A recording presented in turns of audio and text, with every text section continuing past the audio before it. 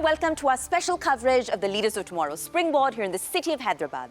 Let's listen in as industry experts weigh in on how the gateway to South Central India has leveraged location to its advantage to become a manufacturing hotbed and the country's special economic zone capital.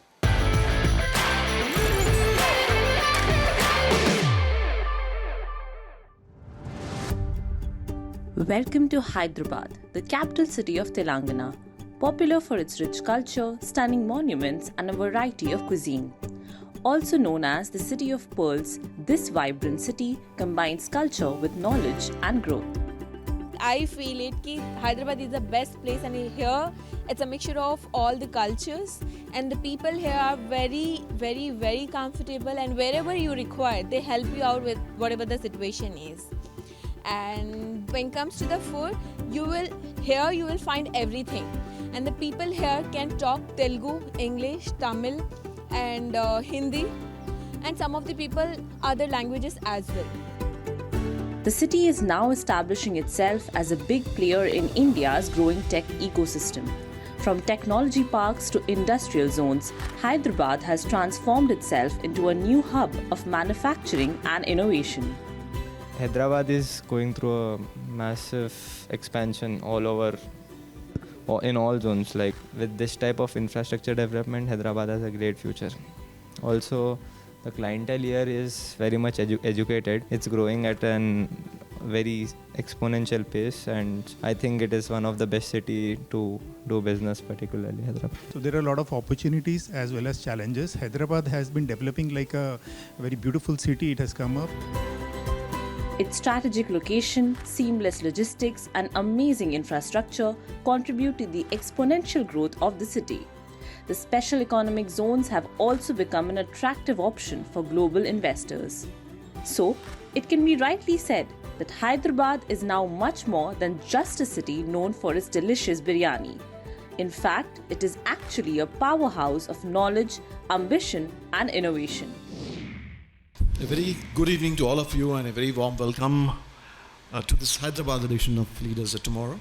Right, as Pooja explained, this is essentially a platform for entrepreneurs, a platform which provides knowledge and connect, a platform which is there to essentially celebrate entrepreneurship. Right, and all of us in this room are essentially entrepreneurs, right? So, can we have a big round of applause for all the entrepreneurs in this room? Fantastic. Thank you so much. So, what I would do today is I'll quickly take you through the economy and businesses in Hyderabad and Telangana. And at the same time, I would also quickly take you through what we do in IDFC Bank to partner with businesses, right? Startups and emerging businesses, right? To enable them grow their businesses. All right, a bit about Hyderabad and Telangana. Already the 7th largest economy in the country today, right? In terms of the size of the economy, in terms of growth of the economy, if you see, has been growing much faster than the overall Indian economy as such, right? I understand 23, 24. Also, while the Indian economy grew by about 8.2%, Telangana economy was up by about 9.2%, right? Almost about $170 billion approximately, and the 7th largest economy in the country today. In terms of FDI inflows, already the 5th largest state in terms of SEZ ecosystem.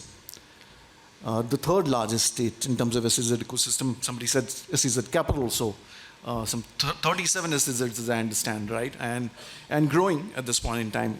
In terms of GCC, Global Capability Centers, right? Right now, the world's moving to India in terms of building capabilities here, right?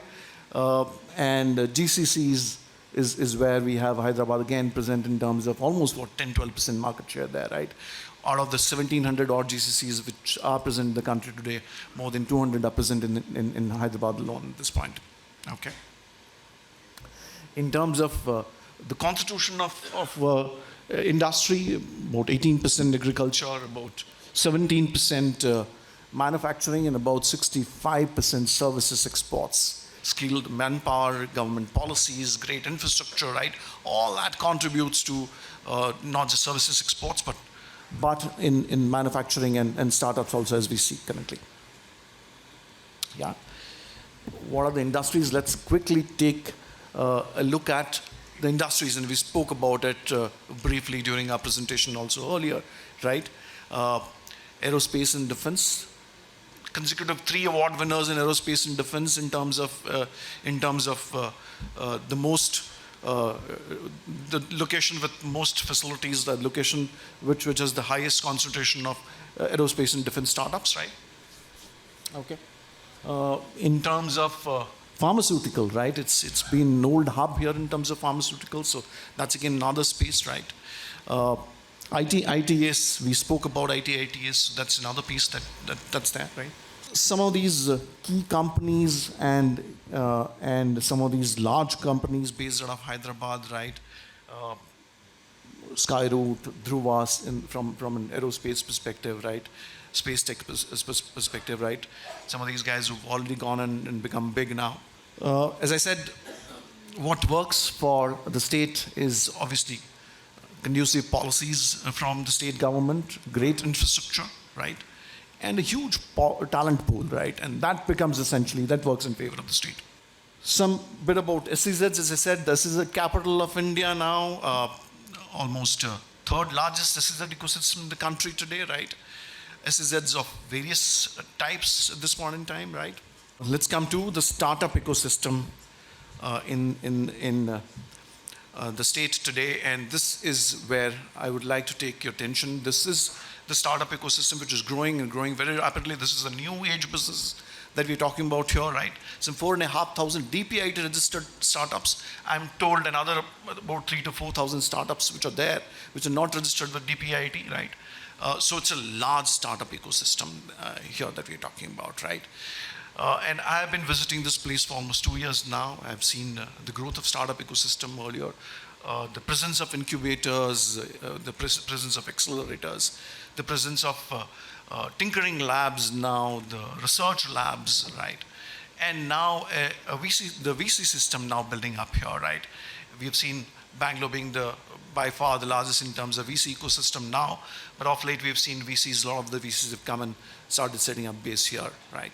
Where does IDFC Bank stand here in terms of its presence in Telangana and Hyderabad? About 27. Mind you, we are a digital first bank, so the whole idea is to essentially promote digital adoption, right, from our customers, right? But we also have physical presence. We have significant physical presence in the state now. And we build partnerships essentially to grow our business, right? We have seen IDFC Bank is the third generation private sector bank in that space, right? We have seen the first 2 generations being the banks which got licensed in 95 and the banks which got licensed in 2004-05, right? And we got licensed in 2015. It's about a 10-year-old bank at this point, right? But the bank kind of got reborn in 2018 when it merged with a company called Capital First, right? Which was an institution focusing on consumption lending. And our approach since then has been essentially to take a challenger bank approach. And what is that challenger bank approach? So the challenger bank approach is all about essentially finding white spaces, finding problems that exist in the industry and see how we can kind of find a solution for that. We have a current account where actually you can make interest on idle funds, right? And that interest is essentially for a 1-year period that idle funds are swept in, right? When it breaks also, right, you don't lose in terms of penalty. And these deposits are created in smaller units of 1,000 rupees. So when you break the deposit, right, in case you need funds for your emergency spends and all, right, you don't lose interest on don't lose much interest on deposit breakups, right? So let's understand challenger bank approach through a couple of examples now, and I'll give you an example of a credit card first. So now, when we looked at the space, we said, okay, let's make these credit cards actually credit cards. Which means what? Which means if you use the credit of that credit cards, you will have to pay the interest rate for which you will be eligible based on your credit score. Our interest on credit card starts from 9% upwards. which means if your credit score is good, you would qualify to get a very fine interest rate on your credit card, right? So that's what then a credit card is, right? Have you ever drawn cash on credit card? And did you guys know that drawing cash on credit card is actually a crime? Well, I'm joking, but a crime it's a financial crime in the sense that you end up paying a huge amount as both interest. In fact, the day you draw cash on your credit card, the entire outstanding amount becomes due on that day. When we looked at the space, we said credit cards when does somebody use cash on credit card? Typically, the cash on credit card is an emergency use, right? When somebody's, traveling and forgotten its debit card, right? Using the credit card to draw cash for an emergency use, right? Okay. So when we looked at the space, we said, yeah, so this is how people use it. And if that's the case, our promise is that you keep on spending for a month and we'll give you the statement at the end of the month and you pay us on the due date. As long as you pay us on the due date, we don't charge you interest.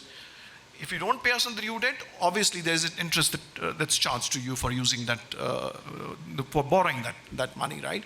So we apply the same logic when it comes to cash withdrawal on credit card. Okay, that's the third and the final one I would come back to say. So as I told you, we are essentially an EMI bank. We are a consumption lending bank. We are a consumption lending bank, right? A bank which essentially lends to consumers for buying television, fridge, and so many consumer durables and various consumption items that you have, right? So we understand the importance of EMI payments. We know EMI for EMI payments is a draw on your daily or monthly cash usage, monthly expenses, right? So what we do today is when we looked at our savings account, and for savings account, the tradition of paying interest on savings accounts on a quarterly basis has been there for a long time, God knows for how long, right? When we looked at it, we said, to be fair to our customers, right? If we are charging you interest on a monthly basis, we should give you interest also on a monthly basis, which is when we started paying interest on our savings account on a monthly basis, right? And they get compounded on a monthly basis. So we end up paying a little more than what we would end up paying on a, say, quarterly basis. At the same time, we would also, it's a huge load on the operations more than the interest payout, honestly, right? Because you have to run those operations on a monthly basis instead of quarterly basis, and which means that you need more people, you need more processes, and so on and so forth, right? But we said, for the sake of equity, let's do it. And that's what we've done today. And we see now a lot of the banks following the suit there, right? It's time for a short break, but our coverage continues of the Leaders of Tomorrow Springboard on the other side of this break. We'll be right back.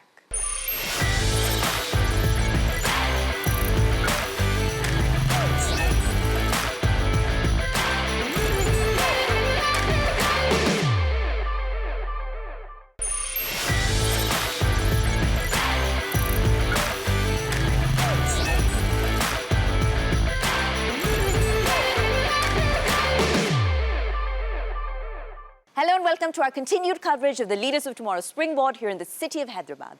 Let's listen in. All right, ma'am, the first question I have to ask you, and a question still on the minds of many that perhaps are not familiar with this city, is why Hyderabad? Especially when you look at how deeply diversified it's become, right? There are some reasons that are fairly obvious. What do you consider to be some of the more surprising factors? And had someone asked you 10 years ago if Hyderabad would be where it is today, how would you have responded? We had, the legacy, support from the successive governments, but it's truly a matured ecosystem that we have right now. So probably that needs to be replicated in the MSME sector too. So just to give you a glimpse of the kind of ecosystem that we have with respect to the IT. See, if you're a startup that's actually looking for some IT startup, I would say, you have T-Hub, as somebody else also has spoken. Right. So T-Hub that offers a range of services to startups, from access to market, access to funding, mentorship, and so on. If you're a startup which is into gaming, we have an image, incubator. Image COE is what we call. This is again run by STPI. I don't know how many of you know it.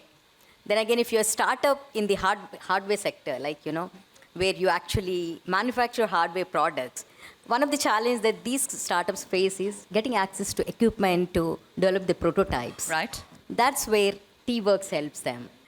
So while T-Hub was the only incubator that was started by the government, but now we have about more than 50 plus incubators across, Hyderabad. So, ma'am, I'll build on that. When we talk about players in the manufacturing space, and let's hone in a little bit further to small and medium-sized businesses in the manufacturing space, right? What are the sort of technologies that will enable them to leapfrog, ma'am? Because I think small businesses oftentimes do tend to be, on the raw end of the stick in terms of technology adoption. Sure.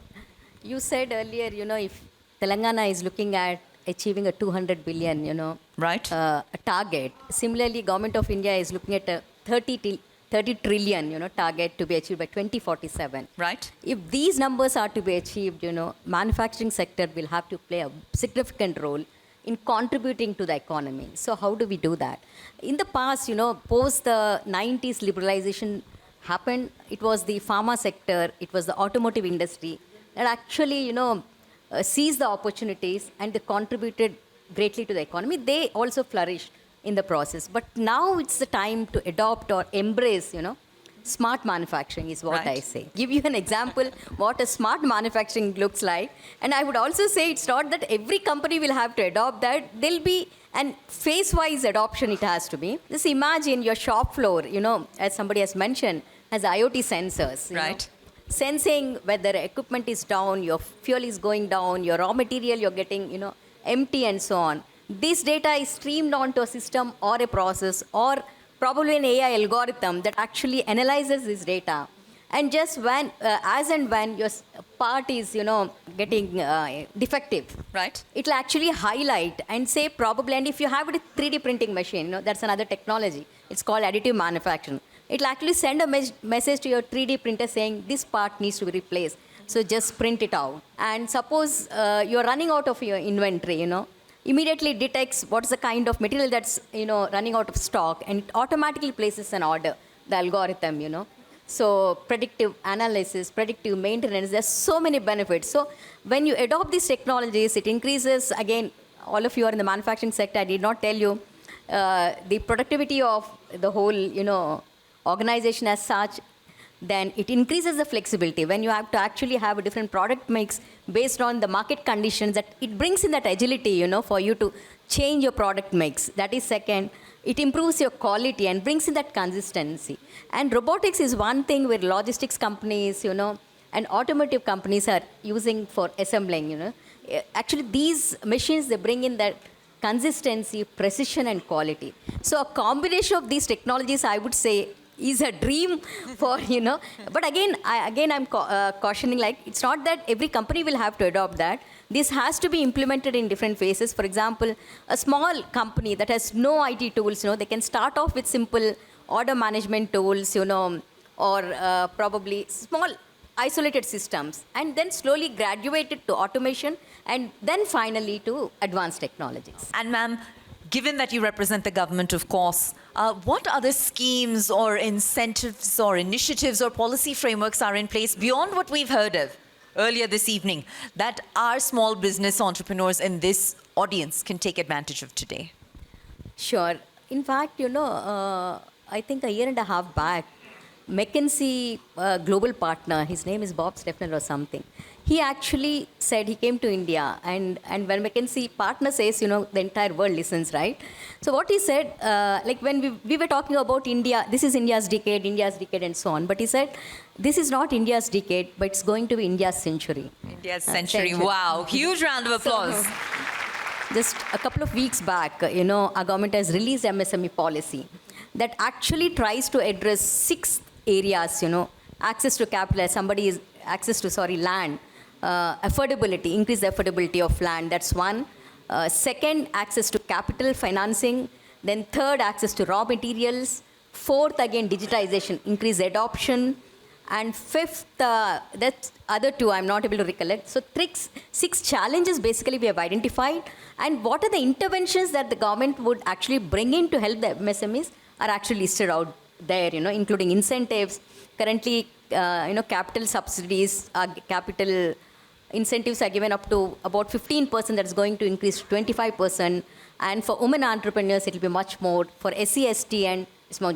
So the policies are being, tailor-made to the current requirement. That's one.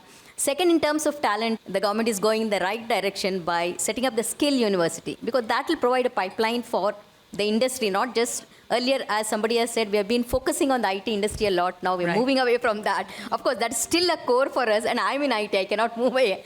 But so we are focusing on the manufacturing sector. Ma'am, I do have a follow-up question for you, because I'm well aware that Hyderabad is host to a global AI summit. All right?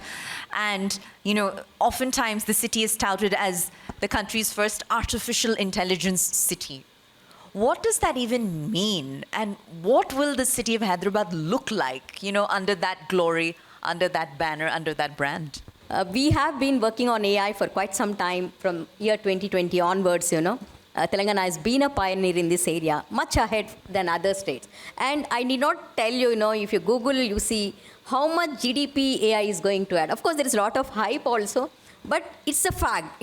It's a fact that going forward, AI is going to impact every sector, manufacturing, you name it, every sector, manufacturing, IT, even our lives, it's already impacting all of us, how we are engineered, to actually do the things the way we are doing. We actually organize this Globalize Summit. The reason is we have been working since 3 years, and with the advent of AI, Gen AI, so how is it going to impact the state's journey? So do we need to actually realign our policies in view of Gen AI is what we wanted to assess, and we invited global leaders, thought leaders, and we got great inputs. This has actually set the momentum for the state in terms of AI to make, Telangana the AI capital of India. And for this AI, one of the biggest challenge for startups, for enterprises, for companies to adopt AI is availability of high compute performance. We call it GPUs.